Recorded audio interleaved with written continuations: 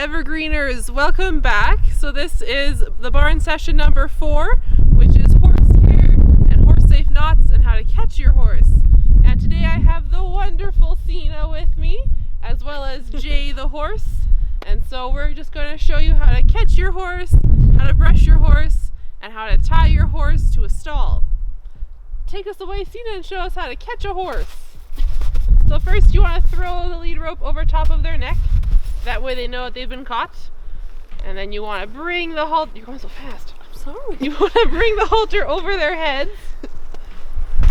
And horses, since they can't see right in front of them, you never want to just kind of like try to shove it on their face. Can you show how you shove it on their face from the front? Yeah. So you don't want to just kind of go like that, because they don't know what's happening. They don't know where the halter came from or where you came from. So you always want to approach them from the side. That way they can see you. And then you gently put their nose through the halter. And you flip it over their ears.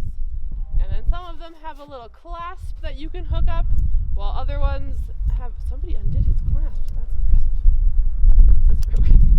While other ones have a little buckle that you'll just buckle up.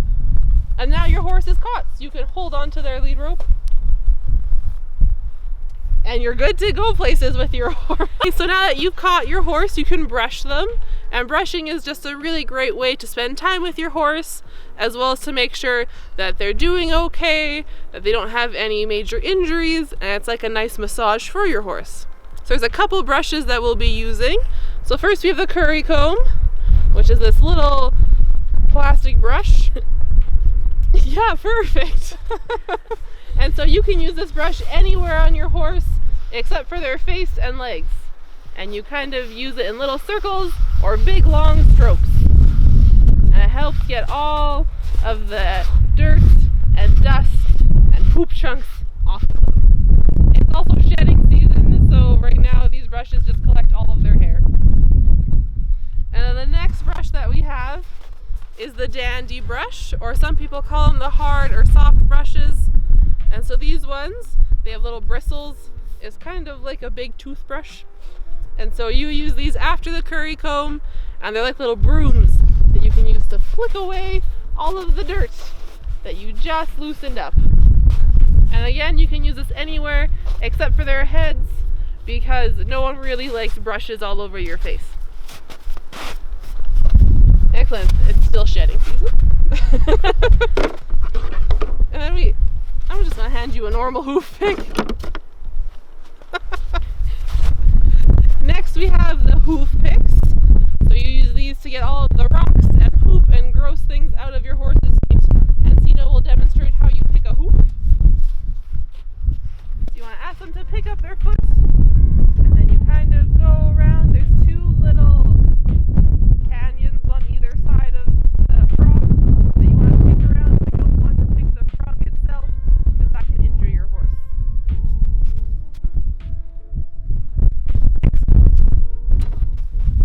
And then, since it is shedding season, we have this beautiful tool called the shedding brush, which has one side with little teeth on it, and then, one side that's nice and flat. So the flat side we use when it's raining or when they're really sweaty.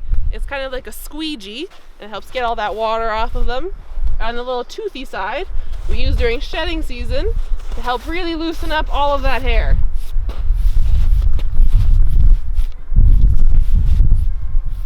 So they've had really big, thick winter coats to help them survive outside in the -40.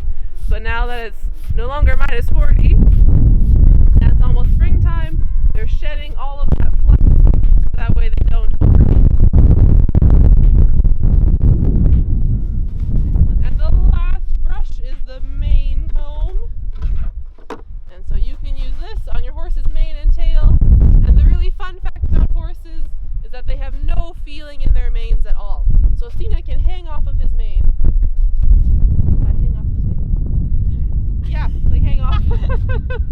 And he can't feel that at all. It doesn't hurt him. So when you're brushing their mane, you want to start at the bottom of their mane here and then work your way up, because even though they don't have any feeling in their manes, you still don't want to rip all their hair out when you're trying to get a knot out.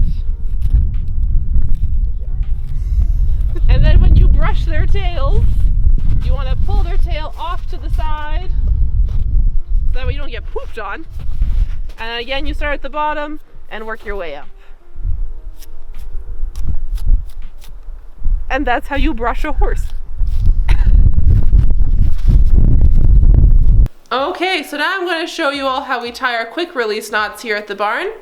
And if you have any extra shoelaces or jump ropes or apron strings or anything rope-esque hanging around your house, feel free to join along with us. So that way you'll be super prepared when you come out here in summer, or if you ever get your own horse.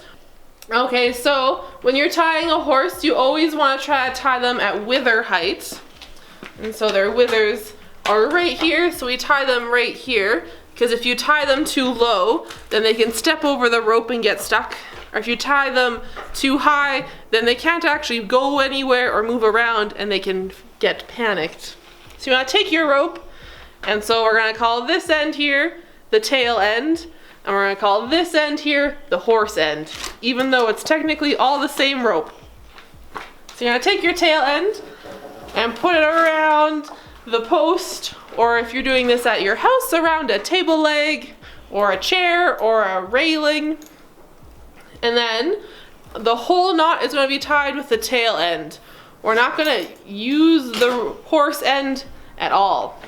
So you're going to take your tail end and you're going to hold it with your palm up, and you're going to close your palm and twist to palm down. So you want to make a little 9 or a Q. So you want the tail to go underneath. And then you're going to take your right hand, everybody raise your right hand, and you're going to reach underneath your horse end and grab the tail end with your right hand and pull it over. And then, still with your right hand and the tail end, you're going to squish it together to make a fish. And so now the fish jumps over the log and into the pond. And just like that, your horse is tied. If you have horses that try to escape a lot, like Axel here, he knows how to untie this knot. So to take your little extra tail end and put it through the loop and tighten it so that way they can't escape. But then to get your horse untied, you take your tail end and you pull, and your horse is free. And that's how we tie our quick release knots here.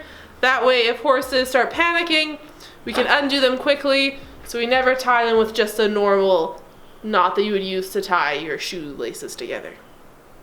Excellent, thanks for joining us. We'll see you next time.